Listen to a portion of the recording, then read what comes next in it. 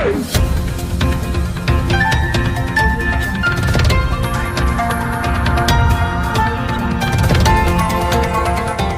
देख रहे हैं मगरा न्यूज राजस्थान, खबरें सबसे तेज।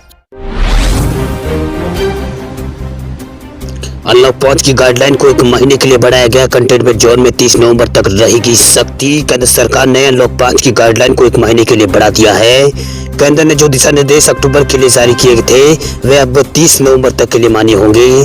केंद्रीय गृह मंत्रालय की तरफ से मंगलवार को जारी बयान में कहा गया है कि 30 सितंबर को अनलॉक 5 की जो गाइडलाइन अक्टूबर महीने के लिए जारी हुई है उनका ही पालन नवंबर में भी किया जाएगा। गृह मंत्रालय की ओर से कहा गया है कि 30 नवंबर 2020 तक कंटेनमेंट जोन में लॉकडाउन को सख्त से लागू किया जाएगा। साथ ही किसी शख्स या फिर सामान को प्रदेश के अंदर या एक प्रदेश से दूसरे प्रदेश तक ले जाने पर कोई रोक नहीं होगी। इसके लिए किसी पास की यहाँ पर जरूरत नहीं पड़ेगी। वहीं 30 सितंबर को केंद्र सरकार ने अनलॉक 5 के लिए गाइडलाइन जारी की थी। इसमें cinema hall, entertainment park, swimming pool खोलने की अनुमति दी गई थी। साथ ही गृह मंत्रालय ने 50% क्षमता के साथ सिनेमाघरों को दोबारा खोलने की अनुमति दी थी। उन्हीं नियमों के मुताबिक नवंबर में ये सब जगह खुली रहेगी। वहीं कोरोना वायरस के मामले सामने आने के बाद प्रधानमंत्री मोदी ने 25 मार्च से लॉकडाउन का ऐलान किया था, जिसके बाद इसे बढ़ाया जाता रहा है। मार्च, अप्रैल और मई में देश में लॉकडाउन रहा। इसके बाद जून में अनलॉक शुरू हुआ। जून से लगातार हर महीने अनलॉक की गाइडलाइन गृह मंत्रालय की ओर से जारी हो रही है। सितंबर में अक्टूबर महीने के लिए यानी अनलॉक 5 की गाइडलाइन ही इसमें जारी की गई है। अब इसे नवंबर तक के लिए मान्य माना जाएगा। उत्तर प्रदेश में अब रात 10 बजे तक खुली रहेगी शराब की दुकानें। सरकार ने जारी किया है दिशा निर्देश। उत्तर प्रदेश सरकार ने राज्य में शराब की दुकानों को रात 10 बजे तक खोले रहने की अनुमति दी है। इससे पहले रात 9 बजे तक की दुकानें खुल सकती थी। वहीं अब रात 10 बजे तक शराब की दुकानें यहां पर खुली रह सकेगी। वहीं गृह मंत्रालय ने आज ही एक आदेश में घोषणा की है कि 30 सितंबर 2020 से जारी किए गए दिशा निर्देश 30 नवंबर 2020 तक जारी रहेगा। यह नियम सभी विक्रेताओं पर लागू होगा। इस संबंध में उत्तर प्रदेश आबकारी विभाग ने एक प्रेस रिलीज की है। आदेश के अनुसार कंटेनमेंट जोन के बाहर मौजूद शराब की दुकानें, बार और क्लब वगैरह सभी सुबह 10 बजे से लेकर रात को 10 बजे तक खुले रहेंगे। फेस्टिव सीजन में उठाए गए इस कदम से राज्य सरकार को भरपूर कमाई होने की उम्मीद है। वहीं सार्वजनिक जगहों पर शराब पीने पर रोक पहले की तरह जारी रहेगी। आपको बता दें कि लॉकडाउन के कारण शराब की दुकानों से होने वाली कमाई प्रभावित हुई थी, जिससे सरकार को काफी नुकसान हुआ था। इस नुकसान के चलते कई राज्य सरकारों ने जल्द ही शराब की बिक्री को अनुमति दे दी थी। इस कड़ी में शराब की बिक्री बढ़ाने के लिए उत्तर प्रदेश सरकार ने अब इसका समय सीमा बढ़ा दी है। वहीं यूपी में शराब अब रात 9 बजे के स्थान पर 10 बजे तक यहाँ पर मिलना जारी रहेगी। त्योहारी सीजन के दौरान 5 राज्यों में बढ़े हैं संक्रमण के केस। स्वास्थ्य मंत्रालय ने दिए कोरोना पर 5 बड़े अपडेट। केंद्रीय स्वास्थ्य मंत्रालय ने मंगलवार को देश में फैले कोरोना वायरस महामारी पर एक प्रेस ब्रीफिंग की। वहीं केंद्रीय स्वास्थ्य मंत्रालय के सचिव राजेश भूषण ने मीडिया से बातचीत करते हुए कहा कि भारत में रिकवरी मामलों की संख्या 72 लाख से ज्यादा हो गई है, जो विश्व में सबसे अधिक है। हालांकि त्योहारी सीजन के बीच कई राज्यों और केंद्र शासित प्रदेशों में कोरोना के मामले में बढ़ोतरी देखी गई है।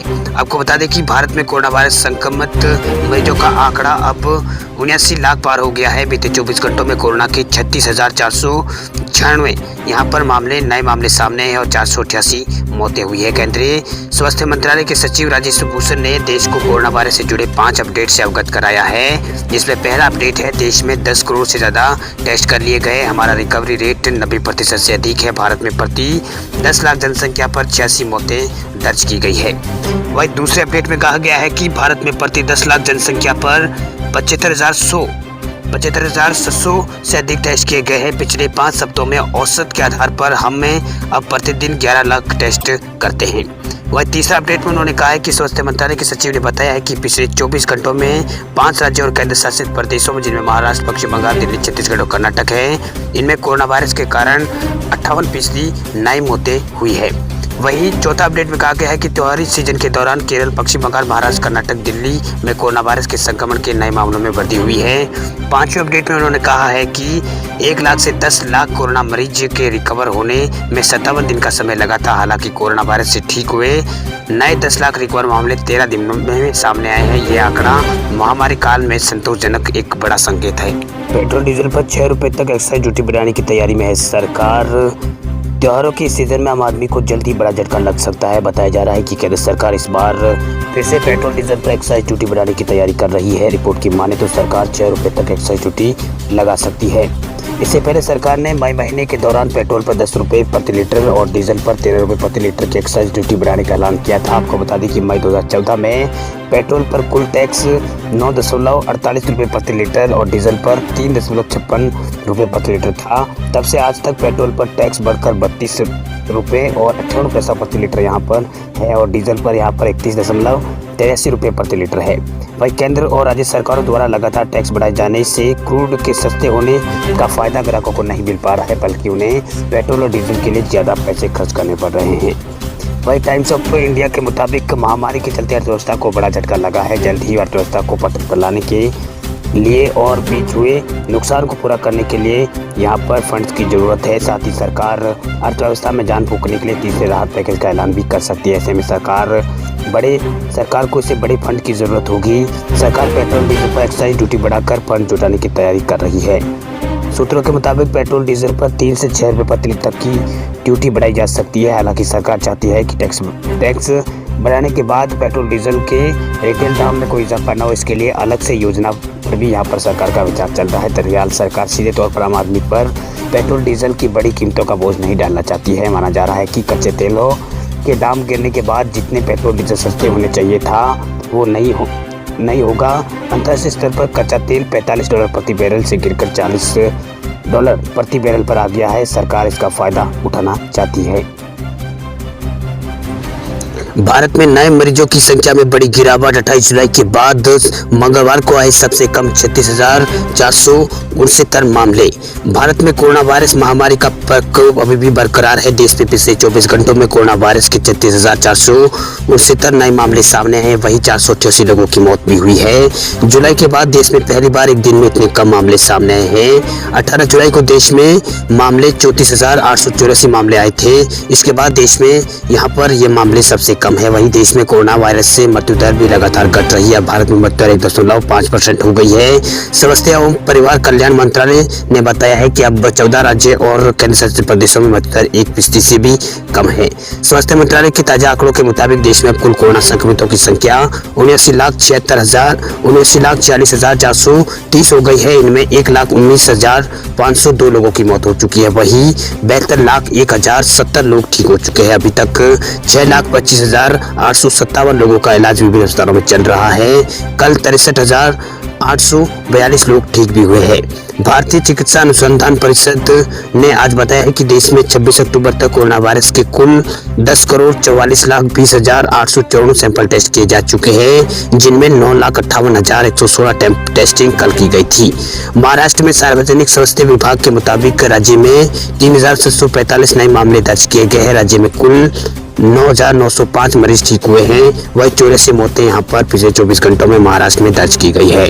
राज्य में कोरोना के मामले कुल संख्या यहाँ पर 16,48,765 पहुँच गई है, जिनमें 14,70,760 लोग रिकवर हो चुके हैं। 43,344 लोगों की मौत इसमें शामिल है। सक्रिय मामले यहाँ पर 1,34,137 है। देश में सबसे ज्यादा मामले महाराष्ट्र राज्य में ही है। अब व्हाट्सएप चलाने के लिए यूजर्स को देने होंगे पैसे। कंपनी ने किया है ऐलान।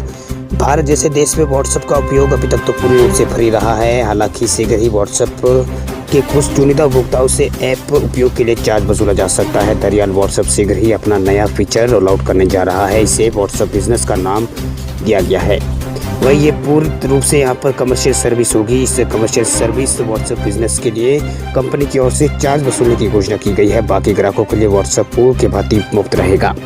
हालांकि फेसबुक व्हाट्सएप की ओर से अभी तक प्राइसिंग की घोषणा नहीं की गई। आखिर कमर्शियल यूज़ के लिए व्हाट्सएप को कितना पैसा देना पड़ेगा, इसमें इसका कोई यहाँ पर घोषणा नहीं की गई है। आपको बता दें कि व्हाट्सएप बिजनेस ऐप ग्राहक के उपयोग के लिए पूरी प्रकार से मुफ्त रहेगा। वही व्हाट्सएप बिजनेस के माध्यम से उपभोक्ता डायरेक्ट अपना प्रोडक्ट की बिक्री वो कर पाएंगे। मौजूदा समय में ये फीचर अंडर डेवलपमेंट है, वही जिसे शीघ्र ही से टेस्टिंग के पश्चात रोल आउट किया जाएगा। कंपनी का मानना है कि व्हाट्सएप का नया फीचर देश के छोटे व्यापारियों के लिए बहुत लाभदायक सिद्ध हो सकता है, जिनका कारोबार महामारी के चलते तबाह हो गया है। वहीं पूरे विश्व में 5 करोड़ से अधिक व्हाट्सएप बिजनेस उपभोक्ता है। इसके लिए पे टू मैसेज की घोषणा की गई है।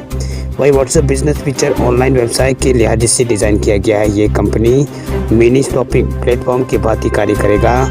ये प्रोडक्ट की डिटेल प्राइस सारी जानकारी यहाँ से प्राप्त होगी। साथ साथ ऑडियो वीडियो मोड के माध्यम से कस्टमर प्रोडक्ट की डिटेल प्राप्त कर पाएंगे। साथ ही अधिक डिटेल के लिए डायरेक्ट स्लेव फिर कस्टमर केयर से जुड़ने का विकल्प भी इसमें दिया जा सकता है। व्हाट्सएप बिजनेस प्लेटफॉर्म से ग्राहक को यहाँ पर प्रोडक्ट को ऑर्डर करने का ऑप्शन भी प्राप्त हो सकता है। मध्य प्रदेश के मुख्यमंत्री शिवराज सिंह चौहान की बड़ी घोषणा, रानी पद्मावती और महाराणा प्रताप के नाम से पुरस्कार देगी सरकार। विधानसभा उपचुनाव से पहले सीएम शिवराज सिंह चौहान ताबड़तोड़ घोषणाएं कर रहे हैं। उन्होंने राजपूत समाज को साधने के लिए इंदौर में एक बड़ी घोषणा की है। सीएम शिवराज सिंह चौहान ने कहा है कि रानी पद्मावती की स्मृति में भोपाल में मनुभावन टेकरा पर आरक्षित जमीन पर भव्य स्मारक वहां पर बनाया जाएगा। राजपूत समाज का एक प्रतिनिधि मंडल बनकर उसे बेहतर स्वरूप दिया जाएगा। वही रानी पद्मावती जो की जीवनी के सरकार प्रदेश के स्कूल में यहाँ पर इनकी जीवनी को स्कूल पाठ्यक्रम में शामिल करेगी और महाराणा प्रताप के नाम से शौर्य पुरस्कार और महारानी पद्मावती के नाम से पद्मिनी पुरस्कार भी प्रतिवर्ष मध्य प्रदेश सरकार देगी। वही सीएम शिवराज सिंह चौहान ने कहा है कि पद्मावती फिल्म के दौरान प्रदर्शन के कारण करणी सेना के युवाओं पर दर्ज मुकदमे वापस लिए जाएंगे। रानी पद्मावती के वास्तविक शौर्य गाथा को सिलेबस में यहाँ पर शामिल किया जाएगा। जो शौर्य के क्षेत्र में काम करेंगे उन्हें हर साल महाराणा प्रताप और पद्मावती पुरस्कार दिया जाएगा, जिसमें राशि लगभग 2 लाख रुपए के करीब होगी। वहीं सीएम के कार्यक्रम के दौरान आरक्षण को लेकर भी हंगामा देखने को मिला। महिलाओं ने आरक्षण वापस लो के नारे लगाए। विरोध करने वाले राजपूत समाज के लोगों का कहना था कि राजपूत समाज से वोट लेने आते हैं। शिवराज सिंह चौहान 2018 में कहा था कि ठाकुर राजपूतों का वोट नहीं चाहिए और अब फिर वोट मांगने आ गए हैं। विरोध करने वाले युवक ने खुद को कांग्रेस से जुड़ा हुआ बताया।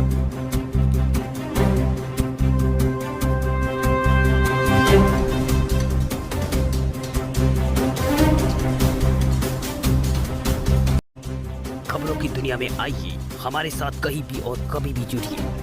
हम मिलेंगे फेसबुक पर, हम दिखेंगे यूट्यूब पर, हमें फॉलो कीजिए ट्विटर पर। देश प्रदेश की ताजा तरीन खबरों के लिए मगरा न्यूज राजस्थान के यूट्यूब चैनल को सब्सक्राइब कीजिए और साथ में घंटी का निशान दबाइए।